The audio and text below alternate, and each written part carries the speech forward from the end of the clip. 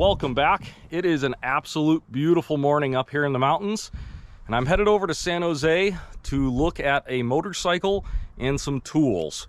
Apparently, like 8 years ago, I met this dude in a Home Depot and gave him a card or something.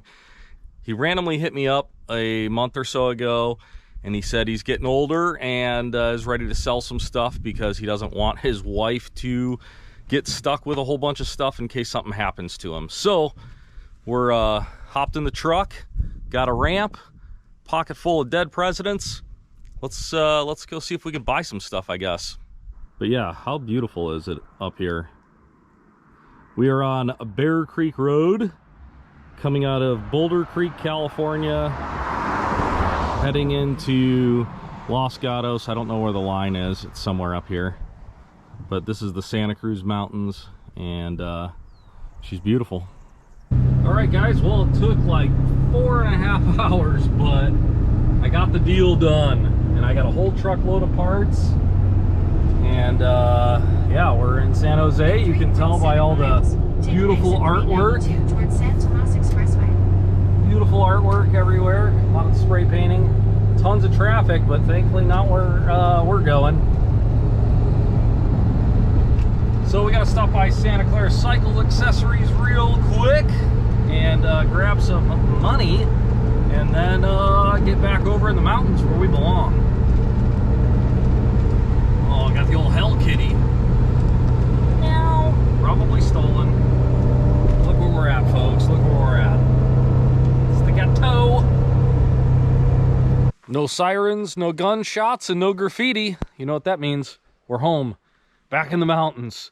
So yeah, let's get all this stuff unloaded. The main reason I bought this motorcycle was because of the stuff that it came with. The dude that owned this, original owner, was a mechanic, a motorcycle mechanic, and worked at the dealer that it was sold at, brand new.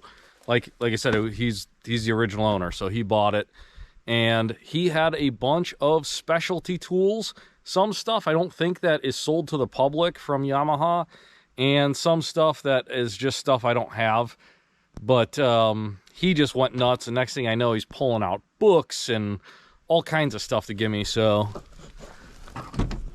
we got part of the bike there, and then the truck is just full. How about that? Super cool old Yamaha clock. Some 60-year-old Playboys that, you know, maybe they're worth something on eBay. I don't know, we'll see. But, yeah, let's get all this stuff unloaded and see what this thing's all about. All right, before it gets too dark here, I'll show you what we got. So there's the body work. The seat I didn't unwrap. Extra windshields.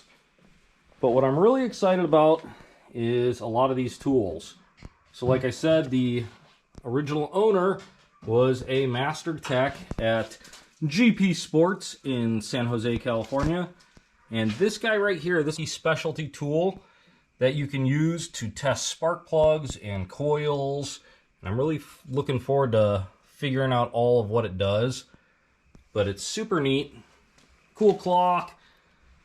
Little stuff like this shim kit doesn't seem like that big of a deal, but these shims are pretty expensive, like if you were to buy them individually. And you know, all these little fittings, this is just stuff that I use regularly. Hardware, a bunch of jets, which jets have gotten really expensive, and they don't even want to ship them to California anymore because, you know, communism. But yeah, so that's where we're at with all this stuff. And almost forgot, all the memorabilias, bunch of different magazines, old cycle gears, some old Playboys. We got the Donald, brochures. The guy that I got this from was a photographer, so some of his calendar stuff, Harley brochures, more Playboys. These are from the 60s, which is awesome. Posters, a bunch of Fox stuff. Just, oh yeah, this was really cool. This is a Penton KTM brochure. Big fan of that. So yeah, tons of stuff. So much work. So much work.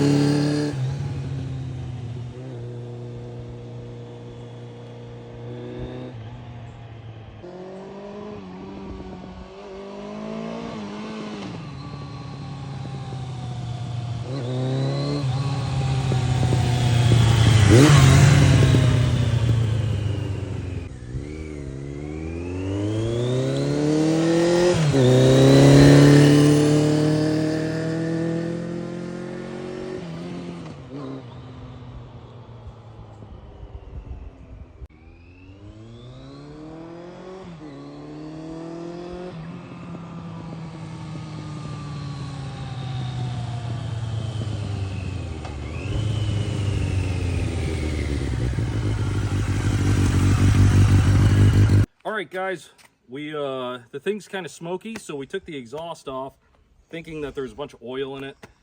And for fun, we're gonna start it with the exhaust off because the turb ski's just right there.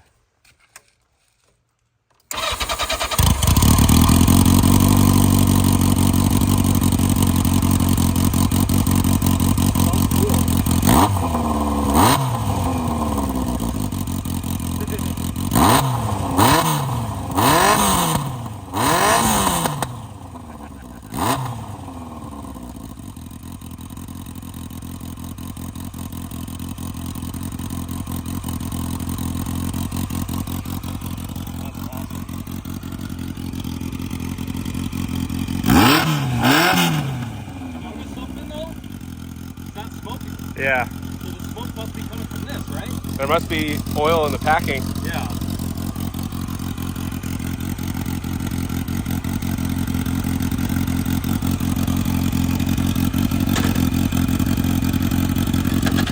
Take it out for a rip.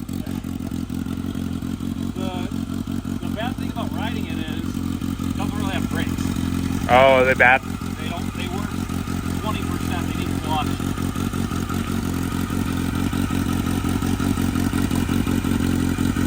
You want a helmet? It's alright, he's got his safety Crocs on. Yeah. Uno, back. Uno, go home.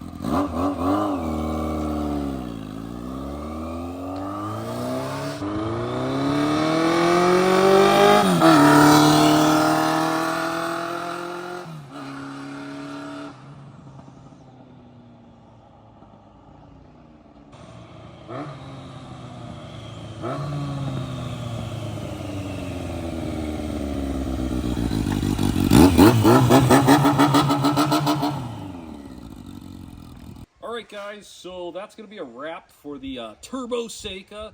Basically, I got the thing running, put it all back together.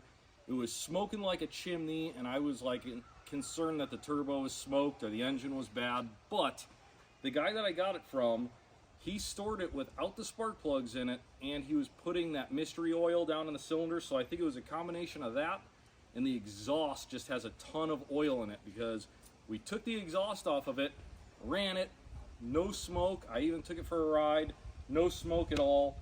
So I'm gonna still tinker with it, but we're gonna wrap it up for this video. Pretty neat bike. If you've ever dreamed of owning something like this, hit me up because I am not keeping this bike. I will be selling it.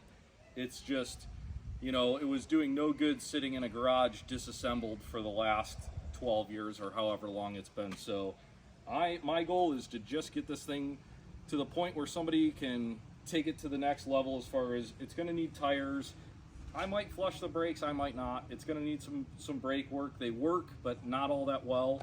And I was going to say some fine tuning, but honestly, after riding it, probably not. Once the exhaust is cleared up, I don't know, maybe a little seafoam run through her, but it actually runs pretty decent. So yeah, pretty sweet Yamaha 1982 Seca 650 Turbo. I've never had one. First one, kind of a neat bike. Thanks for tuning in. If you happen to be new, don't forget to subscribe while you're here.